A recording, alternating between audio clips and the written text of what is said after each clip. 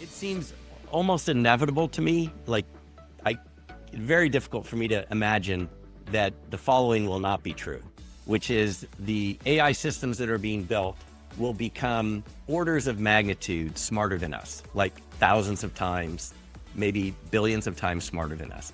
And so when you have something that is, even 1,000 times or 10,000 times smarter than any human on the planet, it's a two-edged sword. On one hand, you could invent all kinds of great things and find cures to cancer and new drugs and, deal with global warming. All these kinds of problems can be solved because think of all that brain power. But on the other hand, if it doesn't have the same interests as humans, if our interests are not aligned, which is what's known as the alignment problem in AI research, you want to make sure that these really smart entities, I think of them as entities, not tools, these really smart entities of the future, that they have the same values, same basic values as humans. As long as that's the case, I think it's good.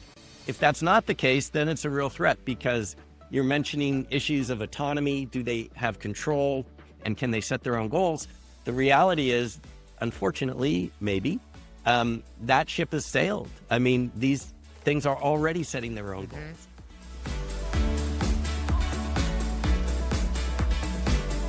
Hello, everybody. I'm AJ Bubb, and welcome back to Facing Disruption, where we always focus on the intersection of technology and humanity. And today we're recording this 2 days before the SpaceX IPO.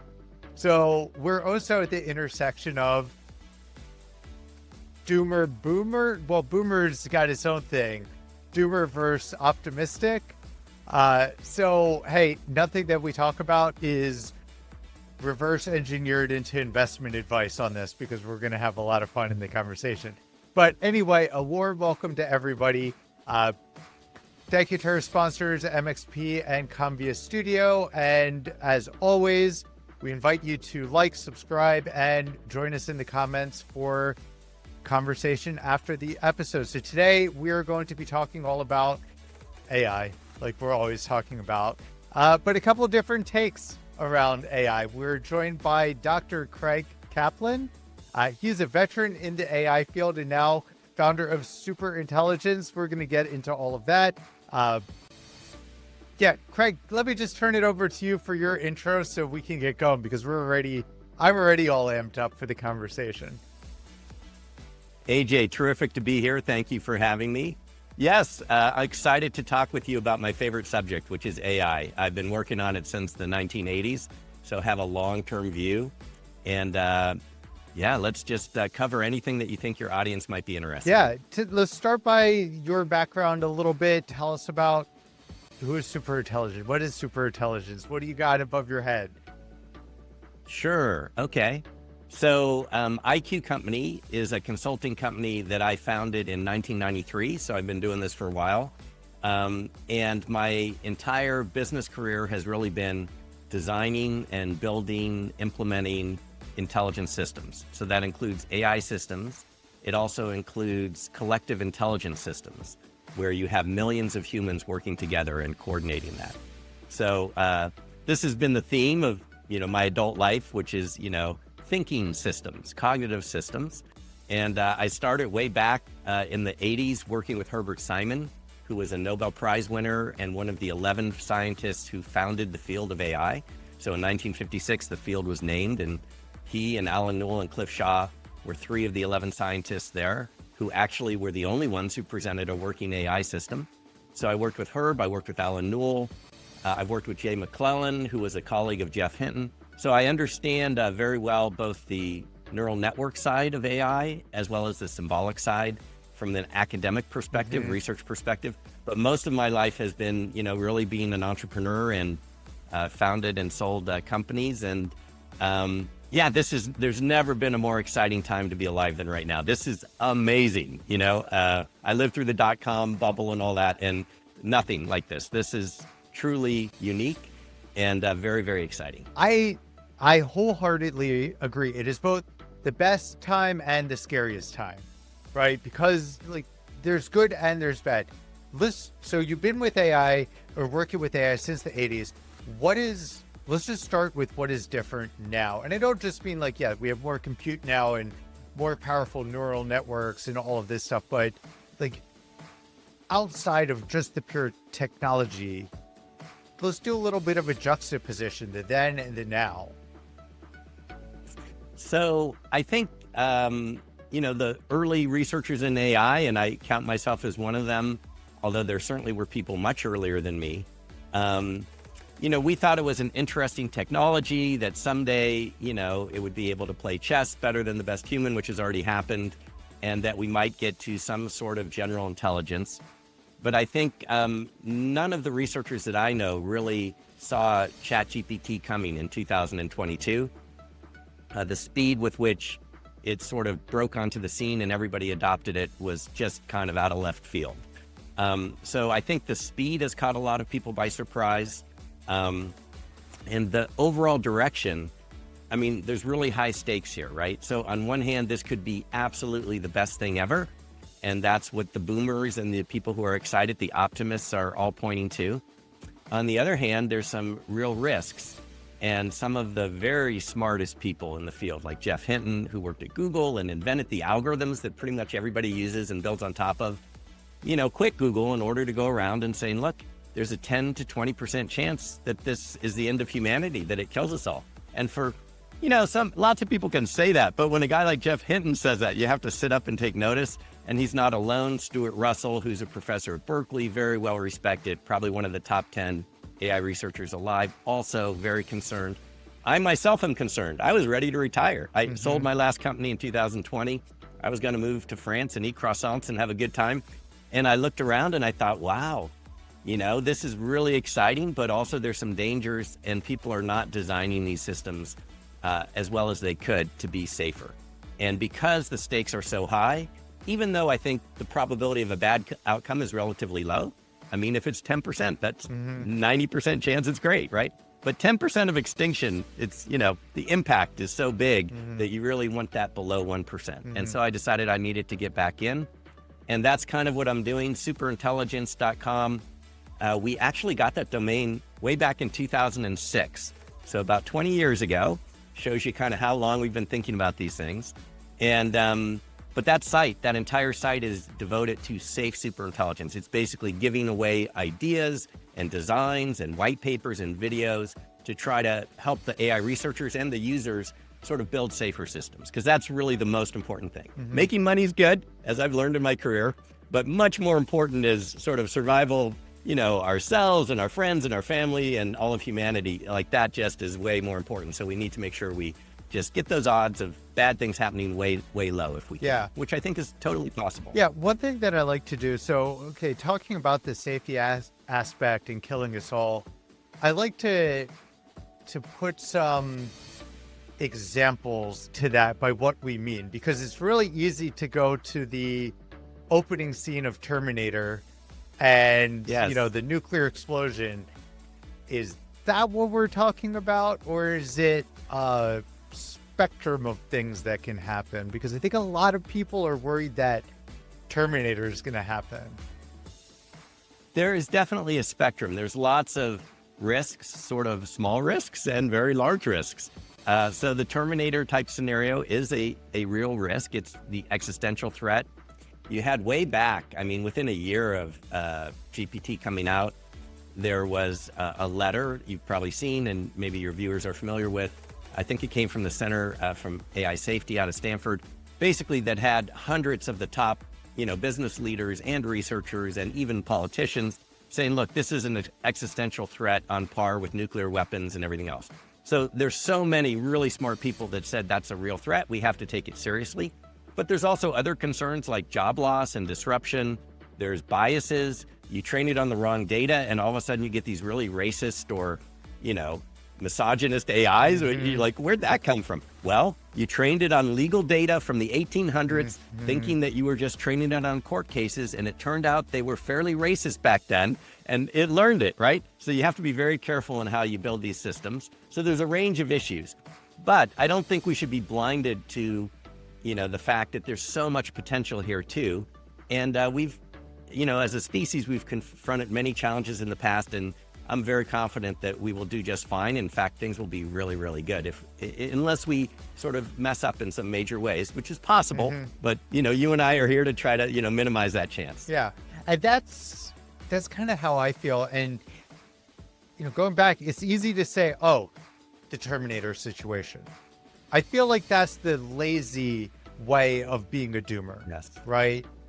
The reality is the thing that worries me about the technology is our willingness to hand over the thought process and decision making. So when I think of unsafe AI, it's AI that makes decisions on behalf of people, and then we've given that the keys and we just act without questioning.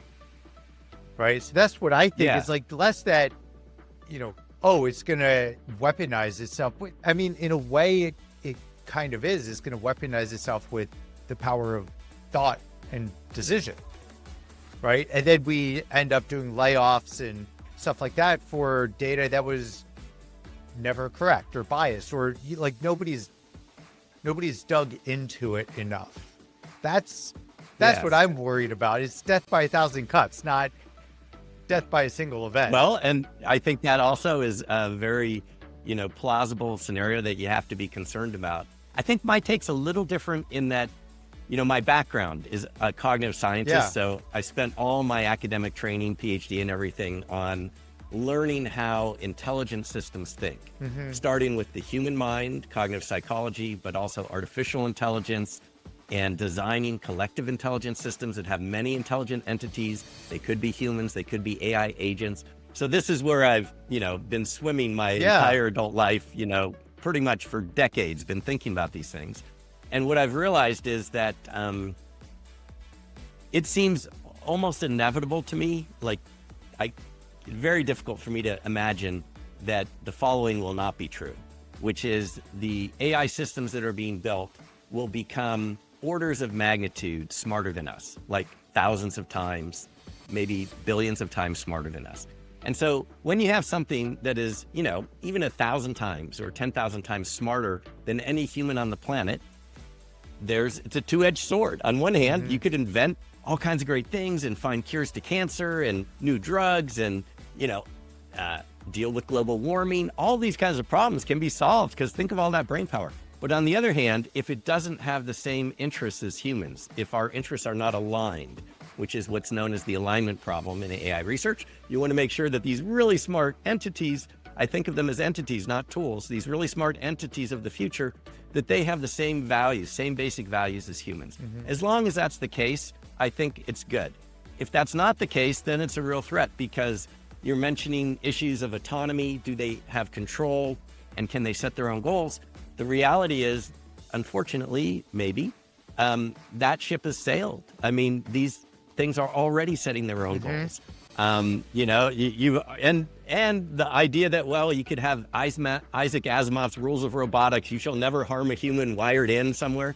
No, I mean, they're powering drones on the battlefield already. They're flying F-16s already, at least in simulations. So all those things are happening.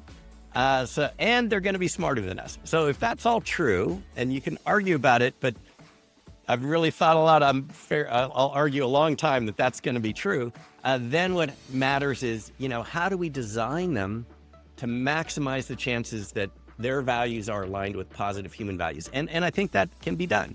So that's the biggest danger I see. And then there's lots of little dangers, the job loss and this and that, and disruption and other things we've talked about, and the death by 1,000 cuts. There's many little cuts that can happen, but I kind of feel pretty confident about humans' ability to, figure it out. There may be some damage. We'll figure it out. We'll fix it. So I don't worry too much about that because I've got a limited brain. I can only focus on a couple things. So I'm just really trying to make sure that catastrophic outcome doesn't happen, even though it's a low probability. Yeah. So there's so much to unpack with what you just said. And let's start all the way. The beginning of what you were saying is AI being smarter than us. How are you defining smarter? I won't even use the word intelligence. Smarter. How are you defining that? Yeah, so I have a very simple kind of operational definition. A lot of times scientists, I was trained as a scientist, you have to come up with something very specific so everybody knows what you're talking about. And so an operational definition is if most people would look at its behavior and say that's intelligent, then we're going to say it's intelligent. Mm-hmm. So it's kind of like if it looks like a duck and it quacks like a duck, maybe it's a robot duck, but we're going to call it a duck because we can't distinguish it from a real duck, right? So it's kind of like that. That's how I would sort of look at it. And we're getting closer and closer to that, point. I think right now, many of us can look at output from AI and say, gosh, I think an AI wrote this. I mean, I see it all the time popping up in news feeds. I'm like, AI wrote that article. But that's not going to be the case, probably 2 years from now, maybe not even, 9 months from now, I think. Remember how everybody was always talking about count the fingers? And you could tell the image, and you don't hear that anymore. And Right. I got a spoiler for everybody out there. That's not because AI is generating less images. So the reason I asked about the smarter, because, one of the ways that I think about it is if we're gauging the level of smartness as the ability for a cognitive entity to pull in and process signals to make a decision, oh yeah, absolutely smarter than us. Yes. No way. We can't beat it because it's a computer, right? It can pull in all sorts of different things. And I think that's, its ability to make decisions on more evidence than a human can process in a lifetime.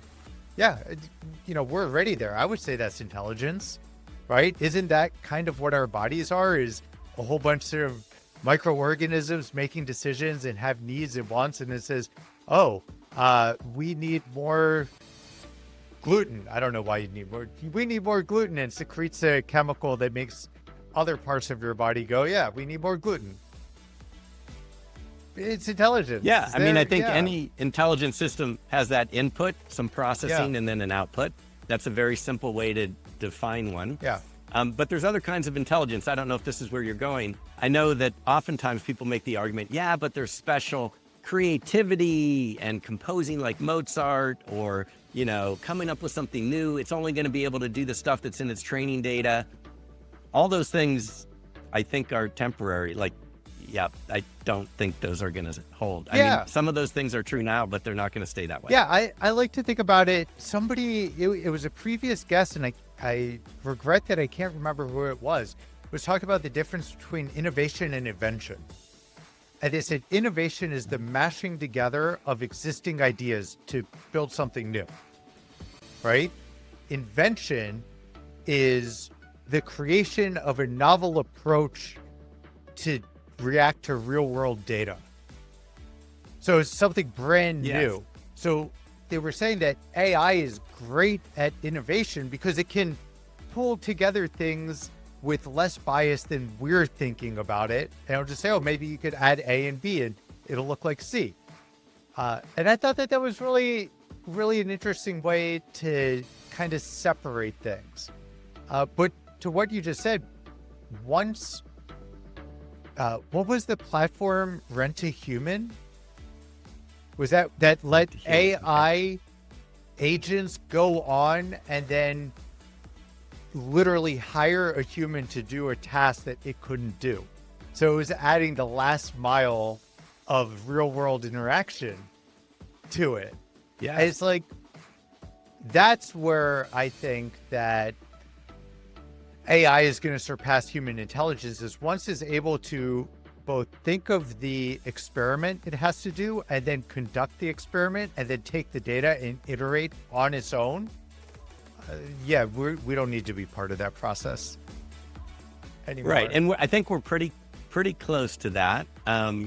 But I like that idea of Rent a Human, or, Amazon has a platform, Mechanical Turk, which you or some of your listeners may be familiar with, where you can basically put out tasks and have lots of humans sort of work on them. And some of them are taking surveys, or, it used to be preparing AI training data too, categorizing objects, so it would be labeling it so you could train AIs better. So there are certain tasks which historically have been difficult for AI to do.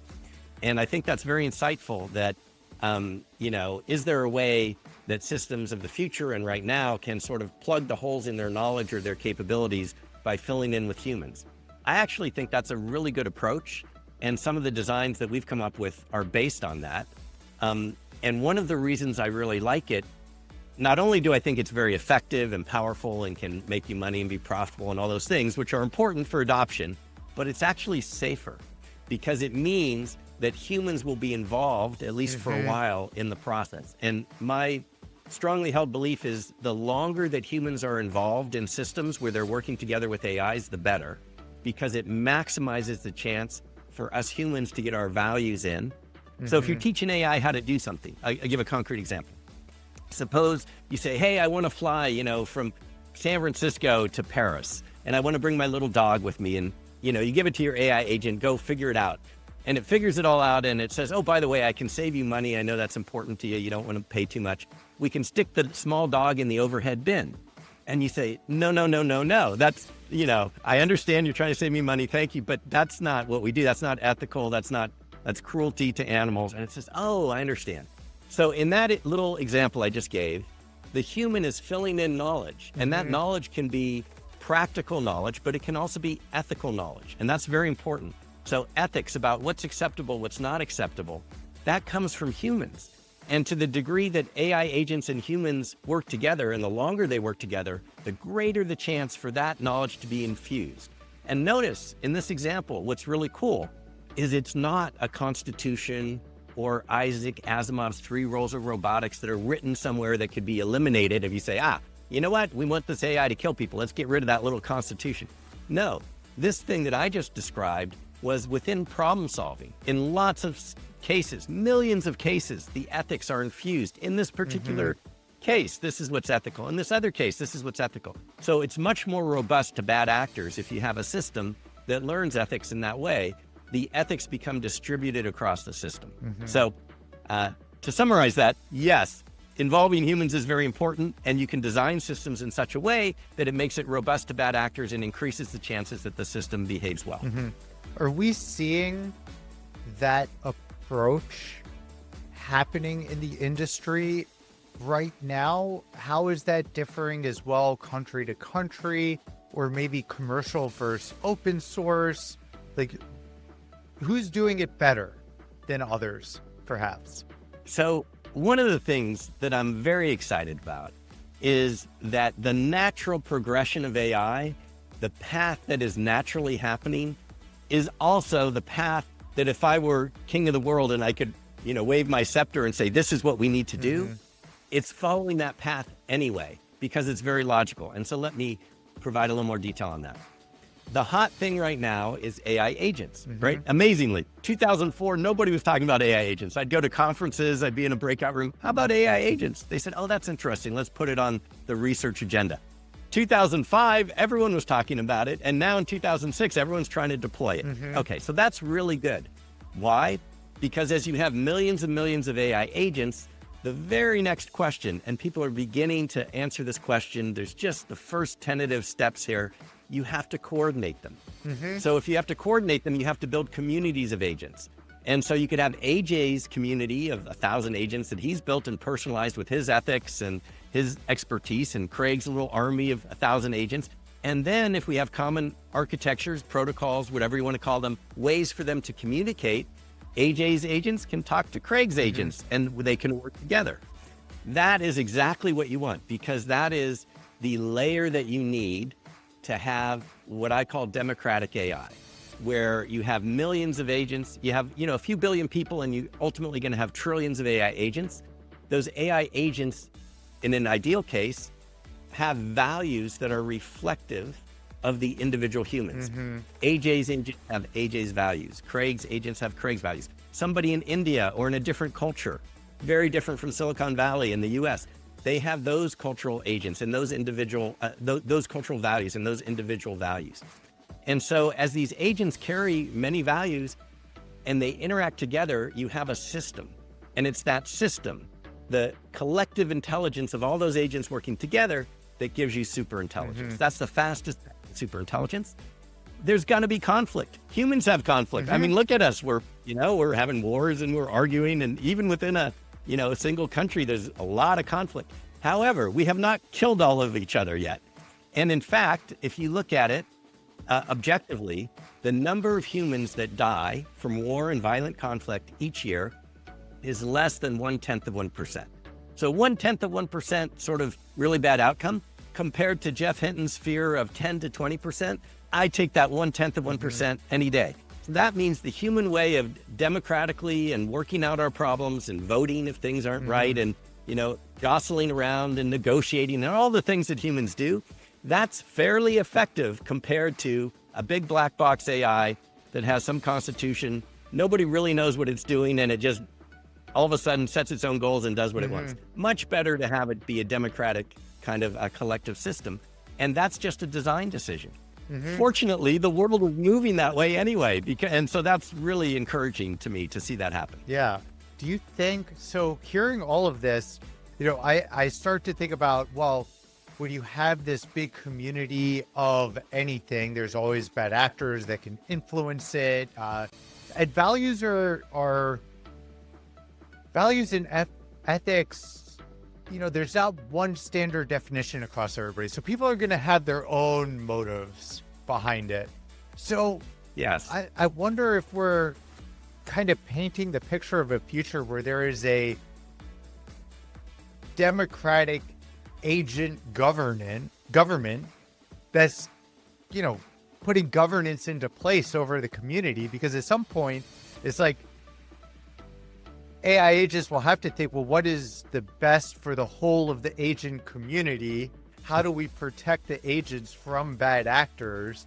Like, I wonder if we've literally just created another civilization that is going to start mimicking the structures that humans have evolved, albeit much faster because they can see the data and make a decision really fast. Yeah. Okay, great. So a few points to unpack there. That's exactly kind of what I hope will evolve, because I think that's a good outcome compared to many of the other potential paths that could be a lot worse. And what I like about what you just described there is, first of all, you are broadly representative of all human values. It's not like 20 programmers at Anthropic sort of saying, these are the values for 8.3 billion people. Instead, 8.3 billion people, each one is having an input by customizing their agents and so forth. And you're absolutely right. It's going to be messy. There's going to be bad actors. You're going to have people trying to, exploit the system and all that. And so then if we think about that and we say, well, in the beginning, humans theoretically could try to police that with our laws and all that.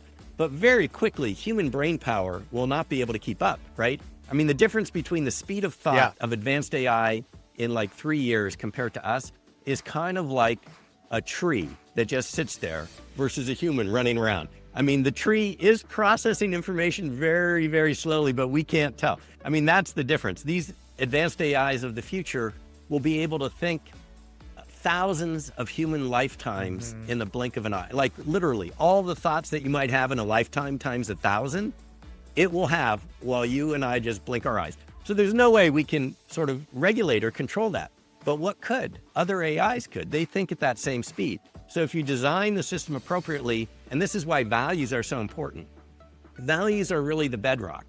If the values are positive, then no matter how fast you think, you're thinking in service of those values. And when you have some bad actors and some other AIs that are using other values, hopefully you have enough of the good ones to keep them in check. And that's just like a democracy, checks and balances. You're relying on, counterbalances, and that's what makes the system work. So I think it is one of the better models, if not the best model that we have right now for what the future could look like. And it's exciting to see that AI agents is paving the way for that. Yeah, it's going back to making sure they have the right values. I mean, it is a very, very powerful child, right? In terms of, it can think, it can act, but it doesn't have a lot of context, doesn't know the rules of the game. It was fed a lot of knowledge without the life experience. Even though what you said before is like, oh, you trained on training data, it pulled the biases out of that training data. So it kind of is trained on human behavior. Even if we didn't intentionally do it, it's going to figure out, here are the decisions made without context of if it's right or if it's wrong. That's right. So 2 key things you just said. So one, let's talk about the child analogy. So I love this. I think that's exactly right. That's actually my view, is that right now, at this moment in time, AI is like a child. We are like its parents. And that child is going to grow up to be a super genius that is way smarter than its parents. But right now, it's kind of in that formative stage, where it's watching everything you do and just absorbing everything you do, just like a young child. And it's getting its core values from what we do. So I think that's right. Jeff Hinton, who obviously, one of the smartest guys on the planet about AI, has literally said that. So there was a conference, IASEAI, International Association for Safe and Ethical AI. I always have to spell it out. In Paris earlier this year, and he gave the keynote at the end, and he basically said just what you said, that we should think of AI like a child, and we're its parents, and it's going to grow up, and now is the time to sort of, shape the values. So I think that's exactly the right thing. In terms of, or the right metaphor, in terms of sort of the ethics and the centrality of values, yeah, that's the whole game. So, even though I'm considering myself a technologist, I've, founded tech companies, I studied AI and computer science and, technical things, I actually think the future of AI is mostly a values question. I mean, yes, we got to figure out the technology and the design, but at the end of the day, the end game is going to be all about values. And to me, the technology and the design is about how do you make it as easy as possible for this system to absorb positive values. And initially, just as you said, all the training data comes from humans. Mm-hmm. A lot of people are worried about that. They say, oh, look at all the bad things humans do. That's why I said earlier, only 1/10% of what humans do kills people. Mm-hmm. I mean, it looks really bad because our social media feeds are feeding us the worst because, our brains are hardwired from evolution to pay attention to threats. And so that's what gets us to watch the screen. But it's actually not true. If we put a camera on me or on you, you go, you order a latte. Hi, how you doing? All that. Like 99% of our interactions are pro-social and positive. Mm-hmm. And as AI that's 1,000 times smarter than us is smart enough to realize that, to look at the base rate and say, hey, base rate is very positive. That's the values that are being modeled for me. Every now and then we get either crazy politicians or crazy somebody who goes and kills people and does things. And that's the counterexample. Mm-hmm. You need counterexamples. You need to show what you believe and also what you don't believe. So it's not the worst thing that there's a low rate of bad things happening in the world, as long as that doesn't become the dominant value that AI absorbs. Mm-hmm. Yeah, that's okay. So this is really interesting because when you think about AI having alignment with goals, right? You have the goals of the humanity, but the goals of the company that is supposed to put out that bottle. All of the algorithms that run TikTok, Instagram, all of them, those are AI, right? And they are incentivized to keep eyes on the app, right? And that is what success looks like for them. And I like what you mentioned about humans being glued. I would even say we're predisposed to pay attention to negative hype, negative imagery. Like it puts us on edge. And it also becomes really addictive to always be in this loop. One of the things I like to think about it, do you remember are you a Marvel fan? Endgame and Avengers. So when they look at, there's, out of 10 million possibilities, one of them leads us to salvation, right? Okay. My one of these branches that I think of is that people just get tired of being fed doomer content. And they go out and they buy the latte and they go to a park. They realize that, so much of the information has been engineered to keep them in a heightened state of emergency and just keep them glued. And they just say, you know what, we're going to go outside and we're going to play and have fun. I think this leads me to a question maybe we could think about. So we talked about, hey, what can we do to help AI be better? What can AI do? What do we need to learn from AI to make ourselves better? That's an interesting question. You had me going down a certain path. So let me go down that path I first, switched mid-gear so we could split it into two things. We'll split it into two. because I really like your point, the first point, which is that humans have agency, and we need to reclaim our power. Don't sit there and let the YouTube algorithms program what you're going to watch. This is the best teacher that ever has existed in human history, probably, but you have to take some agency and you have to type in the search box, ignore what it shows you on the screen, type in the search box that topic that you always wished you studied in college, but you never did or whatever. And instantly you have the best Harvard professors and everybody else teaching you in 60-second chunks and 3-minute chunks and, as much as you want. So it's a fantastic technology, but you have to take agency and you have to use your critical thinking and your willpower to actually go after what you want. So that, I think, is a very important point.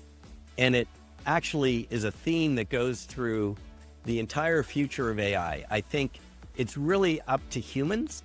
So in the future, I see the role of humans being less and less about thinking and trying to compute faster and, analyze stocks faster and all that stuff, and more about setting the values and asking the questions and saying, this is what's important. Because, sorry, there's a little bit of a tangent, but it's very, very important. I love tangents. So we can go all the way back to Herbert Simon, Nobel Prize winner, wrote a tiny little book in the 1980s called Reason in Human Affairs. And he was talking about the role of reason and what reason can do and what it can't do. And he says in there, reason is wholly instrumental. It cannot tell us what to do. At best, it can tell us how to get there. And by that, he basically meant that no matter how smart you are, you could be an AI that's trillions of times smarter than us. There's no logical way to determine this is right and this is wrong.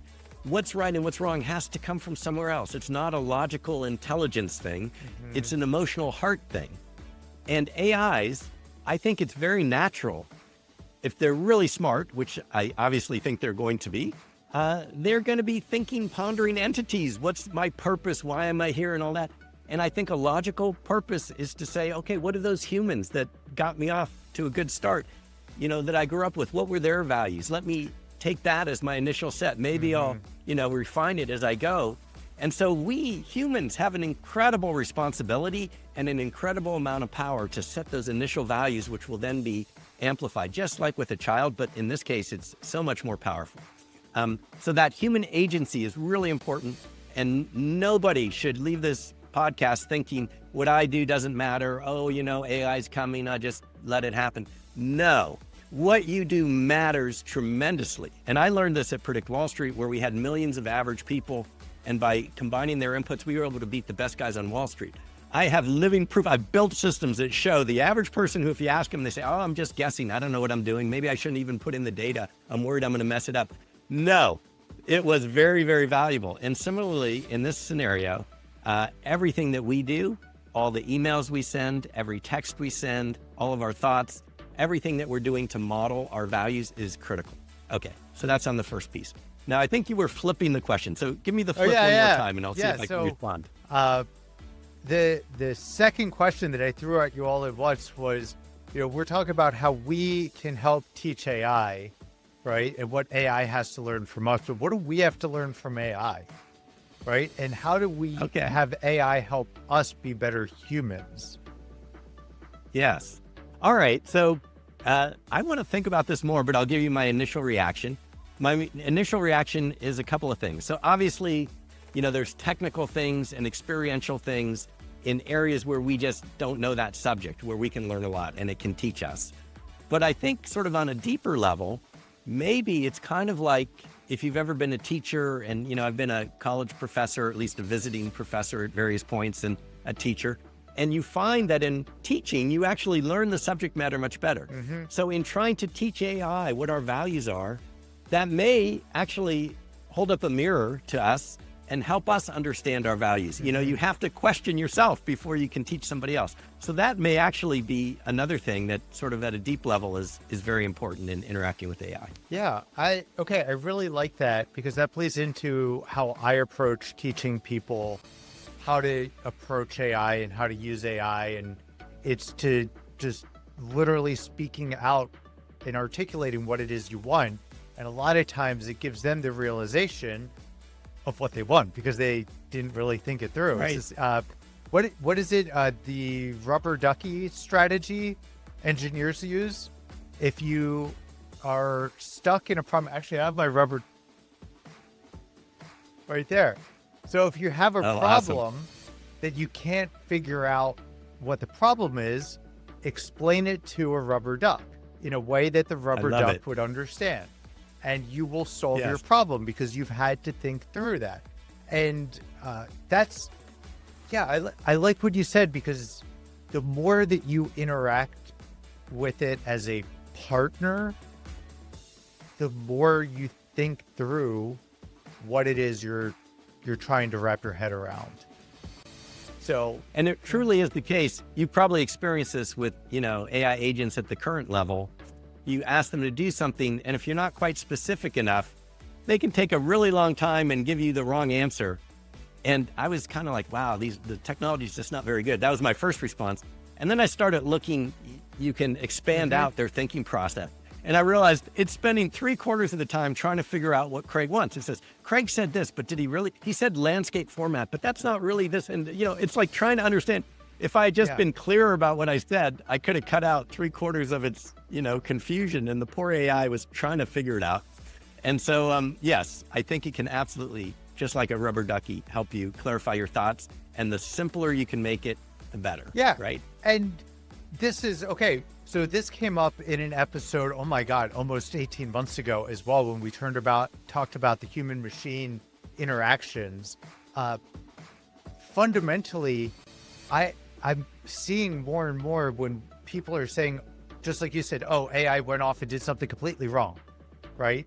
And you look back at the root cause of that, it was a communication issue, right? Yes. And that's like a good example. I always like to say, remember when Google released its first version of Gemini and people were laughing, like how to make a pizza cheesier, and it said put glue in it, right? And everybody's like, oh, it's so dumb. When commercials are being filmed for food, and you know how they always have this slice of pizza coming up and the cheese, they mix glue with the cheese to make it look cheesier. So when you ask the question, how do I make a pizza cheesier? I glue. Because that's what the commercial does. Actually, not so dumb. It just didn't know whether you're going to shoot a commercial or eat it. And you're right, you needed to give some more specs. Exactly.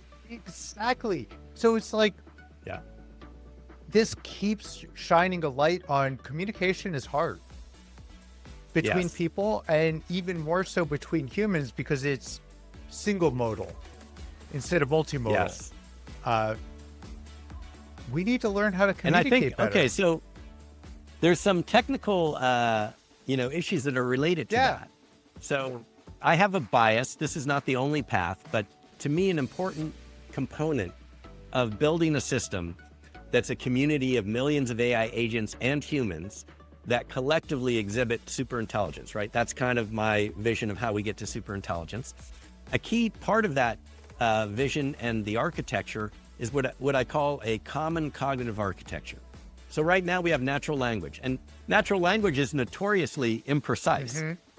So a concrete example from way back when, I did a paper on this at IBM when I was just out of grad school, the word and or.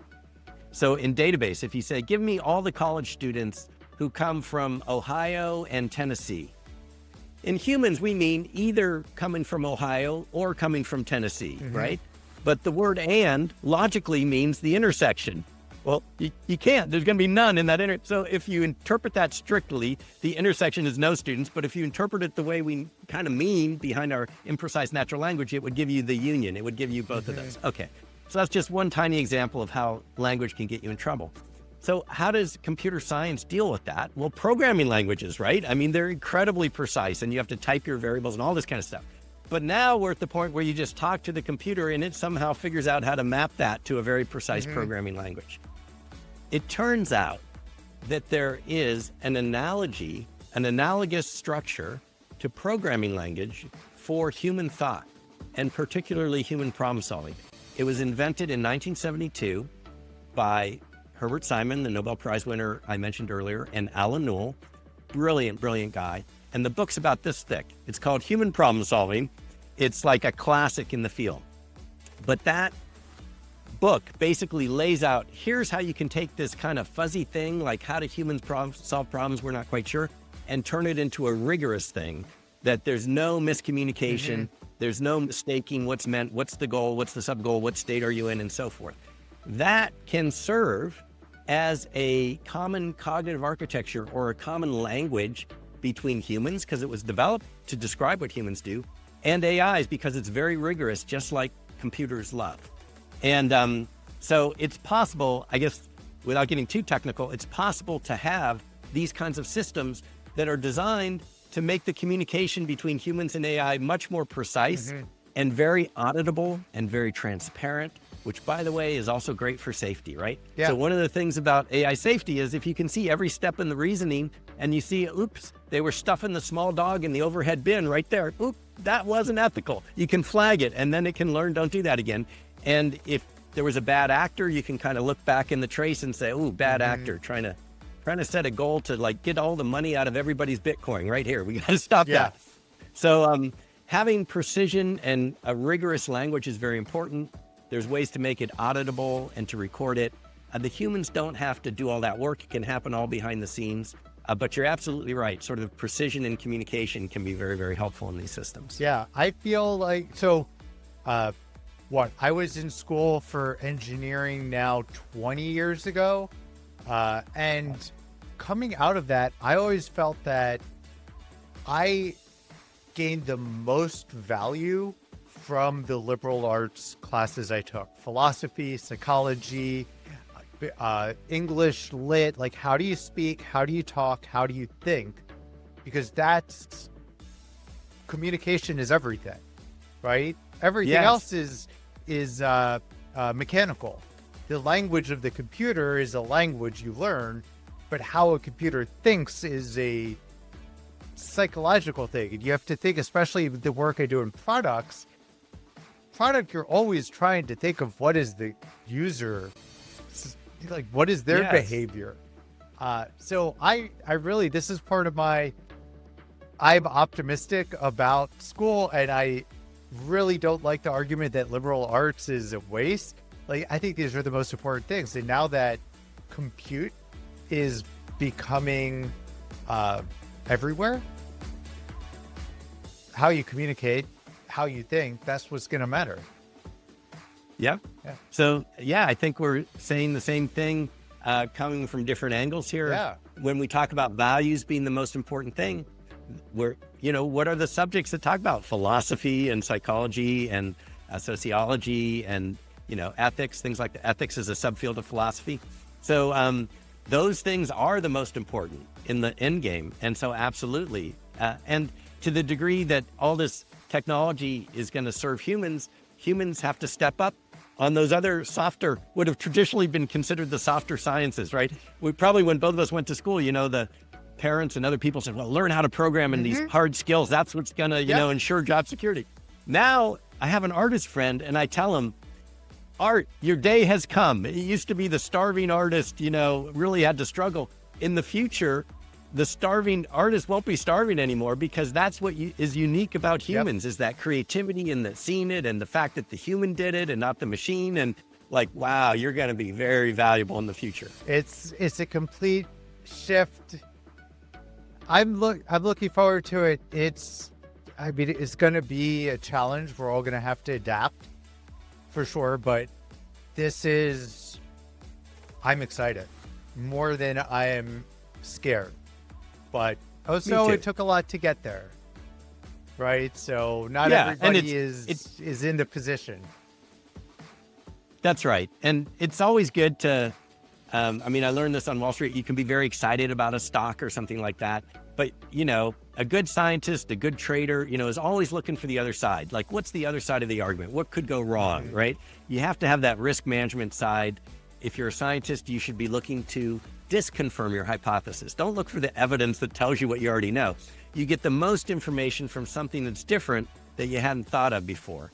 And I think as humans, this is a very important skill, critical thinking, and, there's a lot of responsibility on us. And so we really have to take that seriously and pay attention to kind of what we care about and what we're doing. I love it.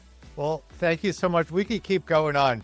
Listen, when we get to the point where we're going to stand in a coliseum in our robes, talking about philosophy, you let me know. I'll show up. I already have the robes here.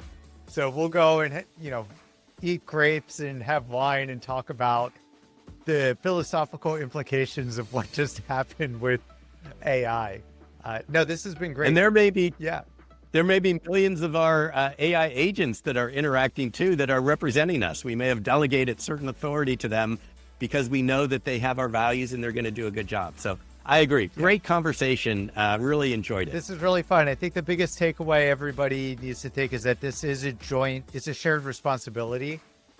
What I'm hearing, the values that we instill, we're training what the future is going to look like. So we have to teach our AI children well. That's kind of the punchline. Exactly. Yes. So we can choose to be good parents or we can choose to be bad parents. All right. Well, now it's like we're all going to feel guilty about ourselves. I think most of us are pretty good parents. Yeah. We just need to have that awareness that the little kid is watching. Yeah. I thought you were going to say most of us already feel guilty about ourselves. I'm like, yeah, that too. That could also be true. Thank you so much for joining. This has been really wonderful. And let's talk again after all these IPOs come out. See what Sounds happens. good, AJ. Thanks for having me. Take care. Okay, you too. Bye-bye.